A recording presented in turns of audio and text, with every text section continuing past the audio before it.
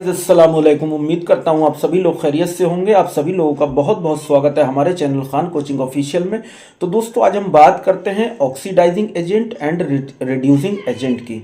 तो ऑक्सीडाइजिंग और reducing agent क्या होता है, पहले इसको समझते हैं, उसके बाद हम देखते हैं एग्जाम्पल से उसको समझते हैं। तो सबसे पहले हम जान लेते हैं ऑक्सीडाइजिंग और रिड्यूसिंग एजेंट क्या होता है। तो दोस्तों जैसे जब हम बात करते हैं ऑक्सीडेशन रिडक्शन रिएक्शन की, जैसे फॉर एग्जांपल अगर हम बात करें कॉपर ऑक्साइड में जब हाइड्रोजन गैस को हम पास कराते हैं तो कॉपर प्लस वाटर बनता है, Cu प्लस H2O बनता है। तो होता क्या है, दरअसल एक सब्सटेंस का ऑक्सीडेशन होता है और दूसरे का रिडक्शन होता है। तो दोस्तों जिस सब्सटेंस का ऑक्सीडेशन होता है उसको हम ऑक्सीडाइज्ड सब्सटेंस बोलते हैं और जिसका रिडक्शन होता है उसको हम रिड्यूस्ड सब्सटेंस बोलते हैं। तो जो सब्सटेंस ऑक्सीडाइज्ड होता है उसको रिड्यूसिंग एजेंट कहते हैं और जो सब्सटेंस रिड्यूस्ड होता है उसको ऑक्सीडाइजिंग एजेंट कहते हैं। तो ये होती है डेफिनेशन।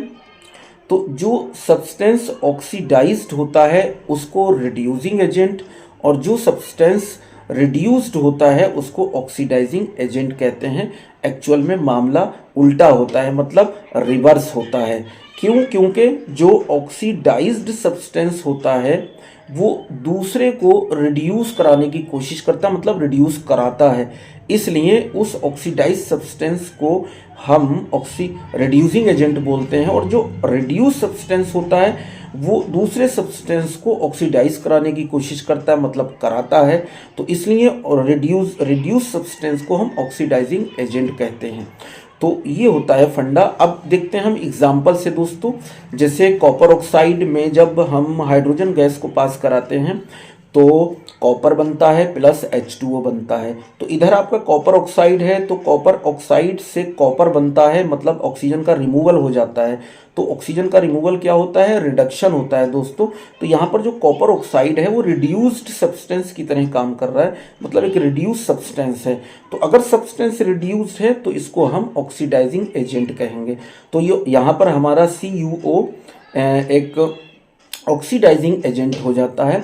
और दूसरी चीज़ देखिए, जो वाटर होता है ना, इसमें जो H2 है हाइड्रोजन गैस, वो ऑक्सीजन को गेन करके H2O में तब्दील हो जाता है, चेंज हो जाता है, H2O बना लेता है। तो यहाँ हाइड्रोजन का दोस्तों ऑक्सीडेशन हो जाता है, मतलब जो हाइड्रोजन है वो ऑक्सीडाइज्ड सब्सटेंस है और ऑक्सीडाइज्ड सब्सटेंस को ही हम रिड्यूसिंग एजेंट बोलते हैं। एक एग्जांपल दोस्तों और ले लेते हैं। जैसे जिंक ऑक्साइड होता है, जिंक ऑक्साइड को जब कार्बन के साथ रिएक्ट कराया जाता है तो जिंक प्लस कार्बन मोनोऑक्साइड बनता है। तो यहाँ पर जिंक ऑक्साइड चेंज हो जाता है जिंक में, मतलब रिमूवल ऑफ ऑक्सीजन होता है।